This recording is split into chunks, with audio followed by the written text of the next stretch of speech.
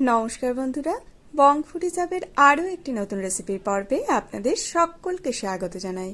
আমার আজকের রেসিপি সাদা গ্রেভি পনির। পেঁয়াজ রসুন ছাড়া সম্পূর্ণ নিরামিষ দারুণ সুস্বাদু এই সাদা গ্রেভির পনির ঘরে পারফেক্টভাবে কি করে তৈরি করে নেবেন তারই একটি সহজ রেসিপি আজ আমি আপনাদের সাথে শেয়ার করে নিয়েছি। চলুন তাহলে দেরি না করে দেখে নেওয়া যাক আমার আজকের রেসিপি। রান্নাটি করে নেওয়ার জন্য প্রথমেই আমি একটি মশলার পেস্ট বানিয়ে নেব। তার জন্য একটি মিক্সির জারের মধ্যে অ্যাড করে দিচ্ছি 8 থেকে 10টি কাজু বাদাম, 1 চা চামচ মগজদানা, 1 চা চামচ পোস্ত এবং 2 টেবিল চামচ দুধ। জারের ঢাকনা বন্ধ করে মিক্সিতে ঘুরিয়ে সবকিছুর একটি স্মুথ পেস্ট বানিয়ে একপাশে রেখে দিচ্ছি। অন্যদিকে একটি প্যানের মধ্যে অ্যাড করে দিচ্ছি 2 টেবিল চামচ পরিমাণে সাদা তেল। তেলটিকে প্যানের গায়ে খুব ভালো করে ছড়িয়ে দিচ্ছি। তারপর এর মধ্যে অ্যাড করে দিচ্ছি কিউব করে কেটে নেওয়া 250 গ্রাম পনিরের টুকরো।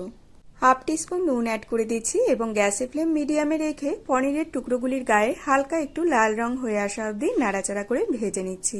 তবে খুব বেশি সময় ধরে কিন্তু পনির একদমই ভাজবেন না, না হলে পনিরগুলি কিন্তু শক্ত হয়ে যাবে। মিনিট 2 সময় ধরে পনিরের টুকরোগুলিকে নাড়াচাড়া করে ভেজে নেওয়ার পর আপনারা দেখতেই পাচ্ছেন এর গায়ে খুব সুন্দর একটা লাল রং চলে এসেছে।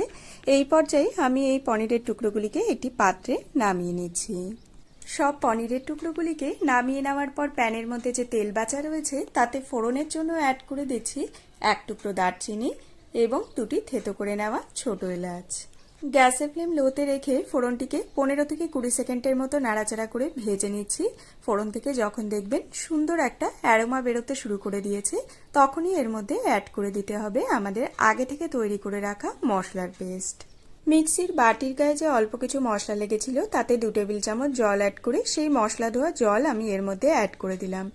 এবারে গ্যাসের ফ্লেম লোতে রেখে ক্রমাগত নাড়াচাড়া করে সবকিছু একসাথে ভালোভাবে কষিয়ে নিচ্ছি। যেহেতু আমরা এই মিশ্রণের মধ্যে কাজু এবং মগজদানার পেস্ট ব্যবহার করে নিয়েছি তাই এই মিশ্রণটিকে ক্রমাগত নাড়াচাড়া করে যেতে হবে, না হলে মিশ্রণটি প্যানের তলায় লেগে ধরতে পারে। আপনারা যারা আমার এই ভিডিও দেখছেন তারা কোন দেশ থেকে দেখছেন বা কোন রাজ্য থেকে দেখছেন এবং আমার ভিডিও আপনাদের কেমন লাগে আমাকে কমেন্ট বক্সে অবশ্যই কমেন্ট করে জানাবেন। মিনিট 4 সময় ধরে মিশ্রণটিকে কষিয়ে নেওয়ার পর এর থেকে কিন্তু সমস্ত জলীয় ভাব প্রায় শুকিয়ে এসেছে। এই পর্যায়ে আমি এর মধ্যে অ্যাড করে দিচ্ছি হাফ কাপ পরিমাণে রুম টেম্পারেচারে থাকা দুধ এবং হাফ কাপ জল। লো ফ্লেমে সবকিছু একসাথে নাড়াচাড়া করে ভালোভাবে মিক্স করে নিয়েছি। তারপর এর মধ্যে অ্যাড করে দিচ্ছি স্বাদ অনুযায়ী নুন এবং 1 চা চামচ গোলমরিচের গুঁড়ো।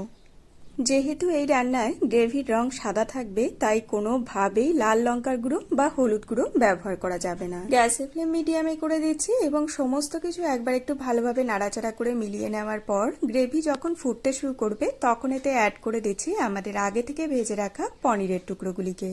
পনিরের এই প্রিপারেশনটি আপনারা লুচি, রুটি, পরোটা, নান, পোলাও, ফ্রাইড রাইস ইত্যাদির সাথে ট্রাই করে দেখতে পারেন। এটি খেতে কিন্তু অসাধারণ লাগে। গ্যাসের ফ্লেম লোতে রেখে 7 থেকে 8 মিনিটের জন্য পনিরটিকে রান্না করে নিয়েছি। আর এই ফাঁকেই আমি একটি তড়কা তৈরি করে নেব। তার জন্য পাশের চুলোতে একটি প্যানের মধ্যে অ্যাড করে দিচ্ছি 1 চা চামচ সাদা তেল এবং 1 চা চামচ বাটার। বাটার হালকা মেল্ট হয়ে এলে এতে অ্যাড করে দিচ্ছি হাফ টিস্পুন জিরা। গ্যাসের ফ্লেম লোতে রেখে 10 থেকে 12 সেকেন্ডের মতো জিরাটিকে একটু নাড়াচাড়া করে নিচ্ছি। এখানে কিন্তু খুব বেশি সময় ধরে ফোড়নটিকে ভাজার একদমই দরকার নেই। এদিকে তরকার জন্য আমি 1 ইঞ্চি আদার টুকরো এভাবে লম্বা পাতলা ঝুরি করে কেটে নিয়েছি।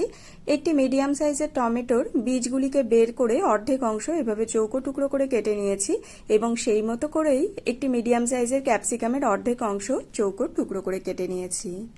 হাই ফ্লেমে 1 মিনিটের জন্য সবকিছু একসাথে নাড়াচাড়া করে রান্না করে নেওয়ার পর লো ফ্লেমে আরও 2 মিনিটের জন্য রান্না করে নিচ্ছি। অন্যদিকে আমরা যে পনির রান্না হওয়ার জন্য রেখে দিয়েছিলাম 6 থেকে 7 মিনিট পর দেখতেই পাচ্ছেন পনিরের গ্রেভি কিন্তু অনেকটাই ঘন হয়ে এসেছে। এই পর্যায়ে আমি এর মধ্যে অ্যাড করে দিচ্ছি 1 চা চামচ চিনি এবং 1 চা চামচ কস্তুরি মেথি। 1 মিনিটের জন্য লো ফ্লেমে সবকিছু একসাথে নাড়াচাড়া করে রান্না করে নিচ্ছি। পনিরের এই প্রিপারেশনটিতে কস্তুরি মেথি কিন্তু খুবই ভালো যায়, তাই আপনারা কিন্তু এটিকে একদম স্কিপ করবেন না। এদিকে 2 মিনিট পর আমাদের তরকাও কিন্তু একদম রেডি হয়ে গিয়েছে। এবারে এটিকে ডিরেক্ট আমি পনিরের মধ্যে অ্যাড করে দিচ্ছি। আপনাদের কাছে অনুরোধ রাখবো এভাবে একবার হলেও আপনারা পনিরটিকে ঘরে ট্রাই করে দেখবেন। এটি খেতে সত্যি বলছি দুর্দান্ত হয়। এবারে জাস্ট 30 থেকে 40 সেকেন্ডের মতো সবকিছু একসাথে নাড়াচাড়া করে রান্না করে নিচ্ছি। তাহলেই রেডি আমাদের সাদা গ্রেভির পনির। আমার আজকের এই ভিডিওটি যদি আপনাদের ভালো লেগে থাকে একটি লাইক দিয়ে আমাকে উৎসাহিত করবেন এবং কমেন্ট করে জানাবেন কেমন লাগলো।